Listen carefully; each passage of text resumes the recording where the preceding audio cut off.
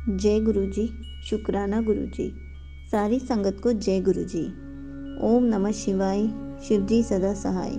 ओम नमः शिवाय। गुरु जी सदा सहाय।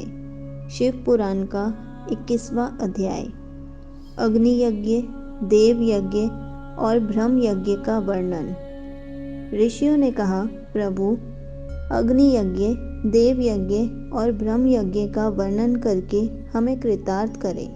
सूत जी बोले, महर्षियों, गृहस्थ पुरुषों के लिए प्रातः और सायंकाल अग्नि में 2 चावल और द्रव्य की आहुति ही अग्नि यज्ञ है। ब्रह्मचारियों के लिए समिधा का देना ही अग्नि यज्ञ है, अर्थात अग्नि में सामग्री की आहुति देना उनके लिए अग्नि यज्ञ है। द्विजों का जब तक विवाह न हो जाए उनके लिए अग्नि में समिधा की आहुति, व्रत तथा जाप करना ही अग्नि यज्ञ है। द्विजों, जिसने अग्नि को विसर्जित कर उसने अपनी आत्मा को स्थापित कर लिया है, ऐसे वानप्रस्थियों और सन्यासियों के लिए यही अग्नि यज्ञ है कि वे समय पर हितकर और पवित्र अन्न का भोजन कर लें।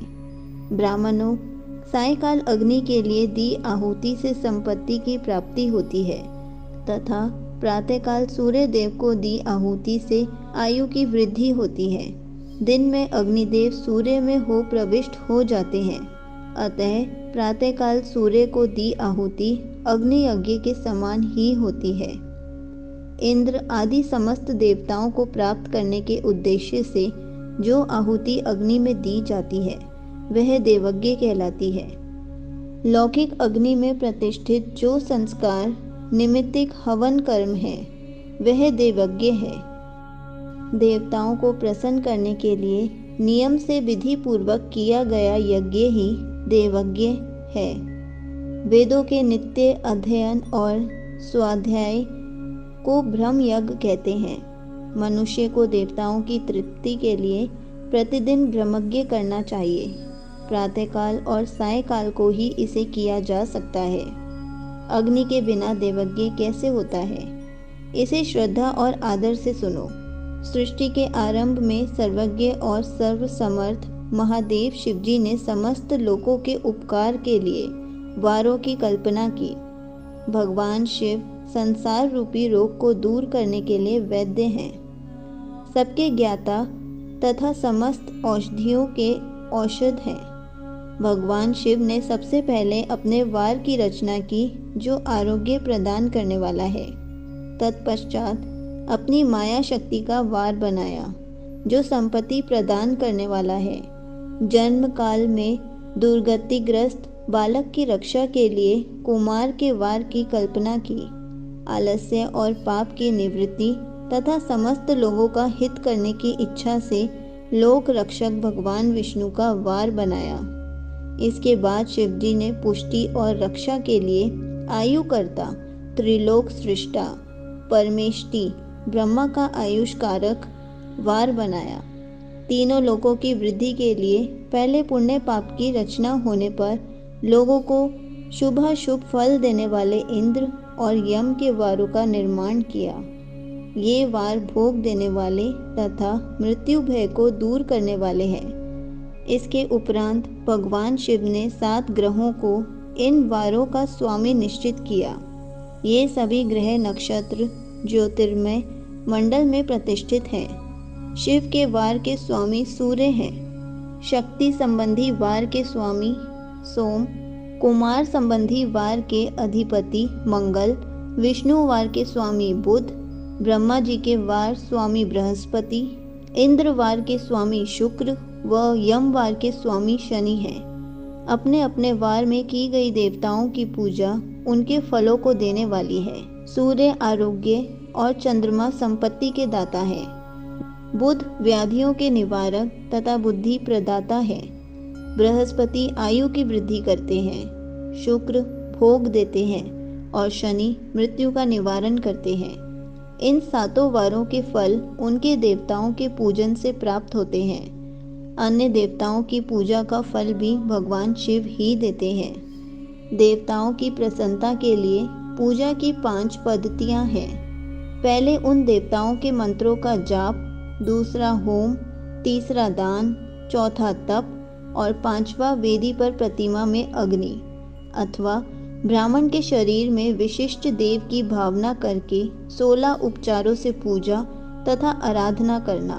दोनों नेत्रों तथा मस्तक के रोग में और कुष्ठ रोग की शांति के लिए भगवान सूर्य की पूजा करके ब्राह्मणों को भोजन कराएं। इससे यदि प्रबल प्रारब्ध का निर्माण हो जाए तो जरा एवं लोगों का नाश हो जाता है।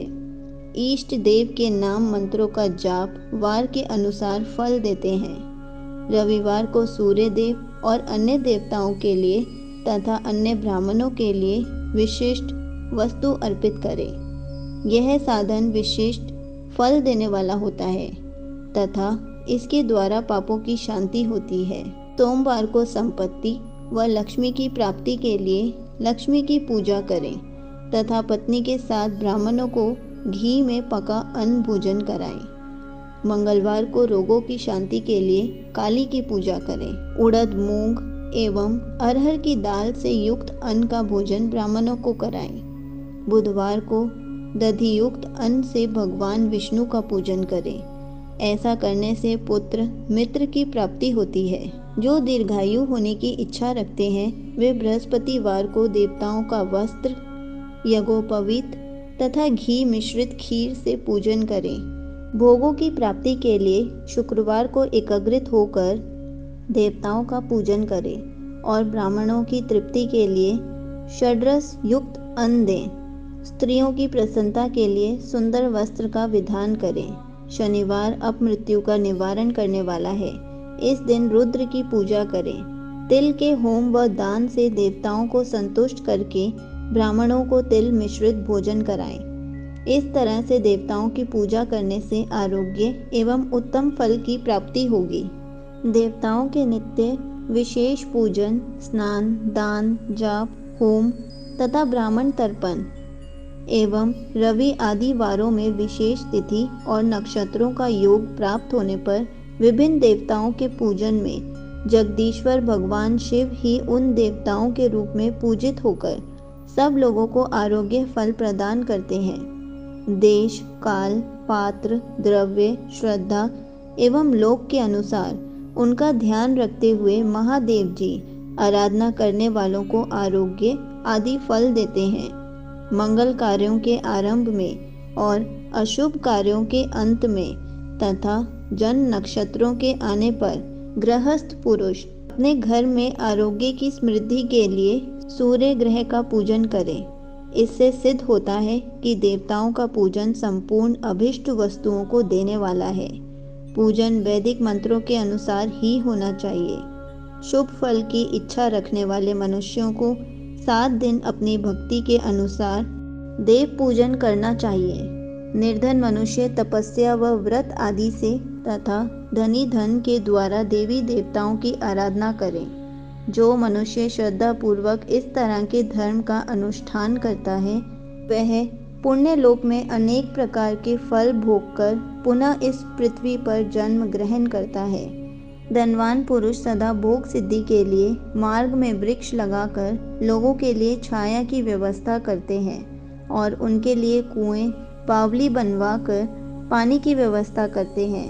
वेद शास्त्रों की प्रतिष्ठा के लिए पाठशाला का निर्माण या अन्य किसी भी प्रकार से धर्म का संग्रह करते हैं और स्वर्ग लोक को प्राप्त होते हैं। समय अनुसार पुण्य कर्मों के परिपाक से अंतकरण शुद्ध होने पर ज्ञान की सिद्धि होती है। द्विजो, इस अध्याय को जो सुनता, पढ़ता अथवा सुनने की व्यवस्था करता है उसे देव यज्ञ का फल प्राप्त होता है। यहीं पर शिव पुराण का 21वां अध्याय समाप्त होता है। जय गुरु जी। शुक्राना गुरु जी।